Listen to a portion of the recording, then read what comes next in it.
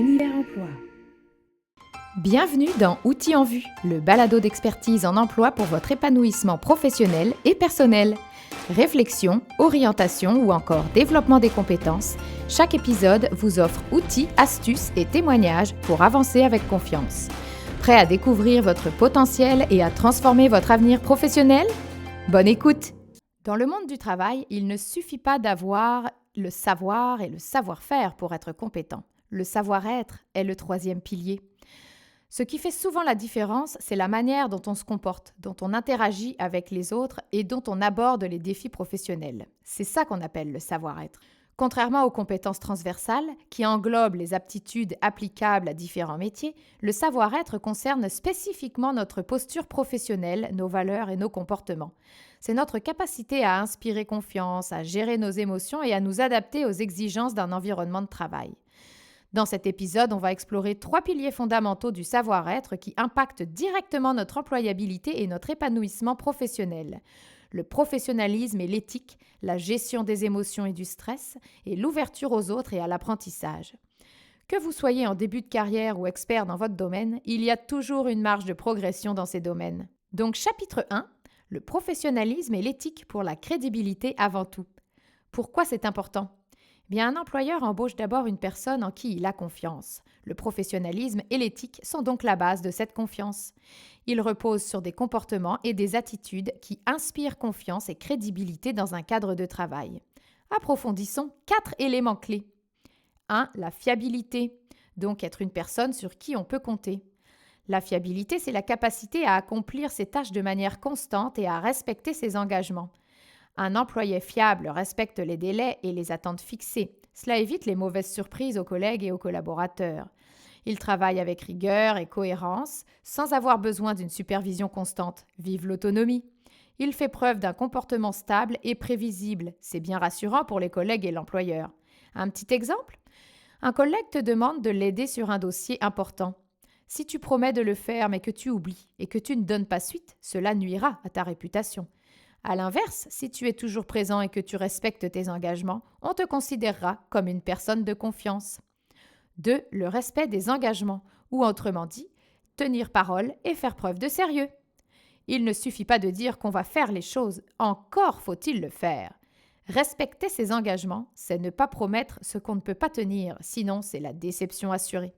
C'est être ponctuel aux réunions et livrer son travail à temps si tu veux rester crédible auprès de ton équipe. Ou encore, si un imprévu survient, prévenir rapidement et proposer des solutions pour garder ton équipe en confiance et éviter ainsi le désengagement. Je te donne un exemple pour rendre tout ça concret. Tu as accepté de préparer une présentation pour ton équipe. Si tu arrives à la dernière minute sans préparation, cela montre un manque de sérieux. Mais si tu te prépares bien et que tu livres un travail de qualité, tu démontres alors ton engagement et ton professionnalisme. 3. La discrétion, ou savoir quand et comment parler. La discrétion est essentielle dans le milieu professionnel, notamment pour gérer des informations sensibles. Cela inclut d'éviter de divulguer des informations confidentielles comme les salaires de tes collègues, des stratégies de l'entreprise ou encore des situations personnelles de collègues. Ils t'en ont parlé? Ils ont confiance en toi? Ce serait dommage de briser cette construction relationnelle. Ça inclut aussi d'avoir une communication mesurée et adaptée au contexte professionnel. Mettons, une collègue te confie qu'elle traverse une période difficile. En parler à d'autres dans l'entreprise sans son accord serait un manque de discrétion. En revanche, respecter cette confidence et si besoin l'orienter vers les bonnes ressources montre ton professionnalisme. 4. L'honnêteté, une valeur fondamentale pour gagner la confiance. L'honnêteté, c'est la capacité à agir avec intégrité et transparence dans son travail. Cela signifie d'admettre ses erreurs au lieu d'essayer de les cacher. On est tous humains, personne n'est parfait et assumer ses erreurs est une réelle preuve de savoir-être. Ça signifie aussi de ne pas prendre le crédit pour le travail d'un autre et ainsi éviter de te mettre ton équipe à dos. Qui n'a pas déjà vécu cet instant frustrant et fâcheux? On ne veut pas le faire vivre aux autres. Ça signifie enfin d'être clair et sincère dans ses interactions avec ses collègues et son employeur. L'authenticité, vous connaissez, on aime tous ça. Cependant, ça n'oblige pas à dire tout ce que l'on pense en toutes circonstances. Bonjour la diplomatie. Il sera normal que tu aies plus d'affinité avec certaines personnes que d'autres. Le reste est du savoir-être. Je te donne un exemple pour illustrer tout ça. Tu fais une erreur dans un rapport. Si tu tentes de la camoufler et qu'elle est découverte plus tard, cela risque de nuire à ta crédibilité. En revanche, si tu en informes rapidement ton ou ta supérieure et que tu proposes une solution, cela montre ton intégrité et ton professionnalisme. Comme le dit le dicton, faute avouée est à moitié pardonnée, et parfois toute pardonnée. En résumé, ces 4 éléments sont essentiels pour être perçu comme un professionnel sérieux et digne de confiance. Ils ne nécessitent pas de compétences techniques spécifiques, mais plutôt une attitude et un état d'esprit que chacun peut développer. Passons maintenant à l'éthique professionnelle, un aspect fondamental du savoir-être en emploi. Elle guide nos décisions et nos actions en fonction de valeurs comme l'honnêteté, le respect et la responsabilité. Cultiver une bonne éthique professionnelle, c'est non seulement se conformer aux règles et aux lois, mais aussi adopter un comportement intègre qui inspire confiance et crédibilité.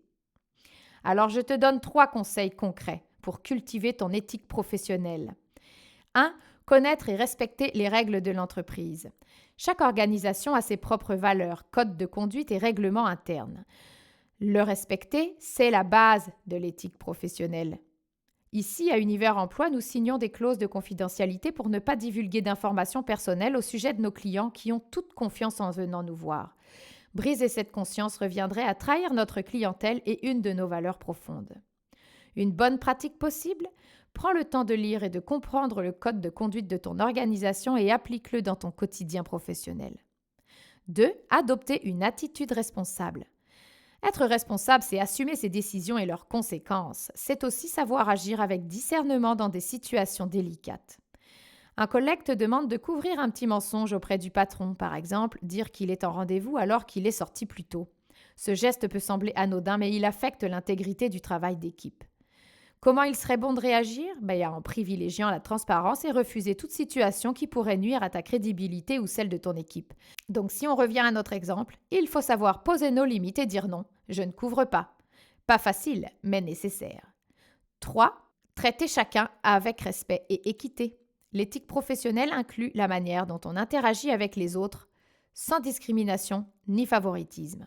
Mettons que tu es responsable d'une équipe et que tu remarques que l'un de tes employés reçoit un traitement de faveur par rapport aux autres. Laisser faire sans intervenir pourrait démotiver le reste de l'équipe et créer un climat toxique. Une bonne pratique ? Prends en considération l'équité dans toutes tes interactions et tes décisions en te basant sur des critères objectifs et non sur des préférences personnelles. En résumé, adopter une éthique professionnelle forte te permet donc de renforcer ta crédibilité et ta réputation, de favoriser un climat de travail sain et respectueux, d'éviter les situations de conflit ou de sanctions, de te sentir aligné avec tes valeurs personnelles et professionnelles et de te démarquer dans ton milieu de travail en plus de t'ouvrir la porte à des opportunités professionnelles enrichissantes. Passons maintenant au chapitre 2, la gestion des émotions et du stress pour gagner en sérénité et en efficacité. Mais pourquoi c'est un enjeu majeur ? D'abord, la gestion des émotions augure une meilleure prise de décision. Un professionnel qui gère bien ses émotions évite les réactions impulsives, analyse mieux les situations et prend des décisions plus réfléchies. Ensuite, cette gestion permet des relations de travail harmonieuses. Une bonne gestion émotionnelle favorise une communication plus fluide, réduit les conflits et renforce la collaboration en milieu professionnel. Et enfin, on parle aussi de résilience et de performance. En maîtrisant son stress et ses émotions, un professionnel maintient un haut niveau de performance, même sous pression, et inspire confiance à ses collègues et partenaires. Maintenant qu'on sait tout ça, faut les mettre en pratique. Comprendre ses émotions pour mieux les gérer ? Je te donne 3 techniques simples pour éviter la réactivité impulsive ou péter sa coche et développer son intelligence émotionnelle. D'ailleurs, si tu veux en connaître davantage sur l'IE, écoute l'épisode 5 d'Outils en vue. Alors, prends des notes pour ces 3 techniques super concrètes. 1. La pause des 6 secondes. Avant de réagir à une situation stressante, prends une grande inspiration et attends 6 secondes. Ce court délai permet à ton cerveau rationnel de reprendre le dessus sur l'émotion impulsive. 2. L'étiquetage des émotions. Prends l'habitude d'identifier et de nommer ce que tu ressens comme « je me sens frustré, stressé, enthousiaste ». Mettre des mots sur tes émotions aide à mieux les comprendre et à les apprivoiser. 3. Le questionnement bienveillant. Lorsque tu ressens une forte émotion, demande-toi « Pourquoi est-ce que je ressens ça ? Est-ce que ma réaction est proportionnée ? Quelle serait une réponse plus adaptée ? » Cela permet de prendre du recul et d'adopter une approche plus réfléchie. Tu en veux plus ? Alors passons à des stratégies pour réguler son stress au travail. Je te donne 3 nouvelles techniques que tu peux utiliser dès la fin de l'épisode. 1. La respiration pour calmer le stress en quelques secondes. La respiration est un outil puissant pour apaiser le système nerveux et retrouver son calme rapidement. C'est pas pour rien que tout le monde parle de méditation ou de pleine conscience, qui comprennent en fait une série d'exercices en lien avec la respiration. Je te présente la technique de la cohérence cardiaque. Le principe ? Inspire pendant 5 secondes, expire pendant 5 secondes et répète pendant 5 minutes. Quand l'utiliser ? Avant une réunion importante, après un échange tendu ou dès que le stress monte. Le résultat ? Réduction de ton rythme cardiaque et sensation d'apaisement immédiate. Pour l'utiliser régulièrement, je te promets que ça fonctionne. 2. L'organisation. Anticiper pour limiter la pression. Une bonne planification et des priorités claires évitent la surcharge mentale et la panique face aux échéances. Connais-tu la technique de la règle des 3 priorités ? Le principe, chaque matin définit 3 tâches essentielles à accomplir dans la journée. Tout le reste est secondaire. Quand l'utiliser ? En début de journée ou en fin de journée pour planifier le lendemain. Personnellement, j'aime utiliser cette méthode en fin de journée pour me rassurer sur mes tâches du lendemain et ainsi avoir la tête libérée en soirée pour ma vie personnelle. Résultat ? Moins de dispersion, un sentiment d'accomplissement et une meilleure gestion du temps. 3. Le recentrage pour revenir à l'instant présent. Prendre quelques secondes pour se reconnecter à soi permet d'éviter la spirale du stress et de regagner en clarté mentale. Voici la technique de l'ancrage sensoriel. Le principe, observe 5 choses autour de toi, écoute 4 sons, touche 3 textures, identifie 2 odeurs et goûte une saveur. Quand l'utiliser ? Lors d'un moment de stress intense ou quand tu te sens submergé. Le résultat ? Retour au calme, meilleure concentration, regain d'énergie ou fou rire si tu es dans un lieu qui ne t'offre pas la possibilité de répondre aux 5 sens et que finalement l'exercice tombe à l'eau. Mais le rire est aussi une belle alternative pour revenir à l'instant présent, n'est-ce pas ? Et allez, je te donne une astuce bonus. Mets une alarme discrète sur ton téléphone 2 à 3 fois par jour pour te rappeler de respirer, faire une pause ou vérifier tes priorités. Ça te permettra aussi de te rendre compte que tu as peut-être envie d'aller faire pipi depuis plus longtemps que tu ne le pensais. Passons maintenant au chapitre 3 et le dernier de cet épisode, l'ouverture aux autres et la posture d'apprentissage pour ainsi évoluer en continu. Les professionnels les plus compétents ne sont pas ceux qui prétendent tout savoir, mais ceux qui cultivent l'humilité et la curiosité. On parle aussi beaucoup de ces 2 qualités quand on est entrepreneur. Voici pourquoi ces 2 qualités sont des moteurs puissants de progression. L'humilité, c'est ce qui permet de reconnaître ses limites pour mieux apprendre. Un professionnel humble sait qu'il ne peut pas tout maîtriser et accepte de se remettre en question. Cette attitude lui permet d'éviter la stagnation. En reconnaissant ses lacunes, il reste ouvert aux nouvelles idées et aux retours constructifs. Ça lui permet aussi de renforcer ses relations professionnelles. Un leader ou un collaborateur humble inspire confiance et crée un environnement propice à l'apprentissage collectif. Ça lui permet également d'accepter l'échec comme un levier de progression. Plutôt que de le voir comme un frein, il l'analyse et en tire des leçons pour s'améliorer. Par exemple, un gestionnaire qui admet ne pas connaître une nouvelle technologie demandera à un collègue expert de l'aider plutôt que de feindre la maîtrise et risquer des erreurs coûteuses. Et on ne parle pas que du côté financier, mais de professionnalisme, de crédibilité et tout ce dont je t'ai parlé en début d'épisode. L'ouverture aux autres, c'est aussi la curiosité de demeurer un grand moteur d'évolution et d'innovation. Un esprit curieux ne se contente pas de ce qu'il sait déjà, il cherche constamment à apprendre, à comprendre et à s'expérimenter. Il s'adapte mieux au changement. Dans un monde en constante évolution, les professionnels curieux restent agiles et proactifs. Il développe sa créativité, la curiosité pousse à explorer de nouvelles approches et de nouvelles solutions. Il apprend des autres, plutôt que de voir ses pairs comme des concurrents, il les considère comme des sources d'inspiration. Je t'en donne un exemple concret. Un spécialiste en ressources humaines qui se forme aux nouvelles tendances du recrutement numérique pourra mieux anticiper les besoins du marché et proposer des stratégies innovantes. Enfin, l'humilité permet d'admettre qu'on ne sait pas tout et la curiosité pousse à combler ses lacunes. L'alliance des deux, soit l'ouverture aux autres et la posture d'apprentissage, est un cercle vertueux de progression que je pourrais t'expliquer ainsi. Imagine un petit schéma que je te décris. Accepter qu'on ne sait pas amène à se poser des questions, amène à apprendre, amène à évoluer, amène à mieux performer. Je te donne une autre astuce bonus. Pratique l'écoute active en réunion ou en discussion, c'est-à-dire plutôt que d'apporter immédiatement une réponse, pose-toi la question: qu'est-ce que je peux apprendre de cette situation? La rétroaction ou feedback fait aussi partie intégrante du savoir-être et est une compétence clé pour progresser. Mais alors comment accepter et utiliser la rétroaction de manière constructive? Car on va se le dire, c'est pas toujours évident et ça titille notre orgueil. Je te donne 3 étapes essentielles pour transformer un retour en opportunité de développement. 1. Adopte la bonne posture, c'est-à-dire écoute sans te braquer. Le premier réflexe face à une rétroaction peut être la défense ou la justification. Pour éviter cela, respire et écoute jusqu'au bout. Ne coupe pas la parole et laisse ton interlocuteur s'exprimer. Tu peux aussi mettre en pratique une de mes astuces dont je viens de te parler, comme le 6 secondes.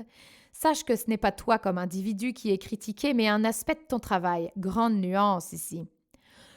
Tu peux aussi poser des questions pour clarifier. Si le feedback est flou, demande des précisions, comme peux-tu me donner un exemple concret? Par exemple, si ton supérieur te dit « tu pourrais être plus clair dans tes présentations », au lieu de répondre « mais tout est bien structuré », demande « quel point pourrais-je améliorer pour être plus compréhensible ?» Ça va t'aider à comprendre sa réflexion et son besoin qui se cache derrière. 2. Analyser et trier la rétroaction. Tous les retours ne se valent pas. Il faut distinguer ceux qui sont pertinents et exploitables des autres. Voici 3 astuces pour t'aider à t'y retrouver. Prends du recul. Demande-toi: cette rétroaction est-elle fondée? Qui me l'a donnée? Et est-elle récurrente? Cherche le point d'amélioration. Même si la forme du message est parfois maladroite, il y a peut-être un enseignement à en tirer. Ignore les critiques non constructives. Si un retour est vague ou non argumenté, il peut ne pas mériter d'être pris en compte. Par exemple, un collègue te dit « tu ne participes pas assez en réunion ». Eh bien, plutôt que de te vexer, réfléchis et pose-toi cette question: ai-je réellement peu pris la parole? Pourquoi? Comment puis-je améliorer cela? 3e étape, mettre en action et montrer son évolution. Une rétroaction n'a d'impact que si elle est suivie d'actions concrètes. Donc, fixe un objectif précis. Transforme le retour en action mesurable. Je vais poser au moins une question par réunion. Fais-toi accompagner, demande conseil à ton entourage pour mesurer tes progrès et montre ton évolution. Si un feedback vient de ton supérieur, fais-lui savoir que tu as travaillé dessus. Je reprends mon exemple de tantôt pour y voir plus clair. Après avoir reçu une rétroaction sur tes présentations, tu vas t'exercer à être plus clair et tu demanderas à un collègue de t'évaluer. Lors de la réunion suivante, ton supérieur remarquera une amélioration qu'il te soulignera. Bingo! Et tu me vois venir? Oui, voici une astuce bonus de plus. Considère la rétroaction comme un cadeau. Même si tu ne l'attendais pas ou que l'emballage ne te plaît pas, il peut contenir une valeur précieuse pour ta progression. Pour terminer sur l'attitude d'apprentissage, parce que je pourrais y passer la journée, mais on va manquer de temps et toi de batterie, voici 3 conseils pour rester ouvert aux nouvelles idées et évoluer dans un monde du travail en perpétuel changement.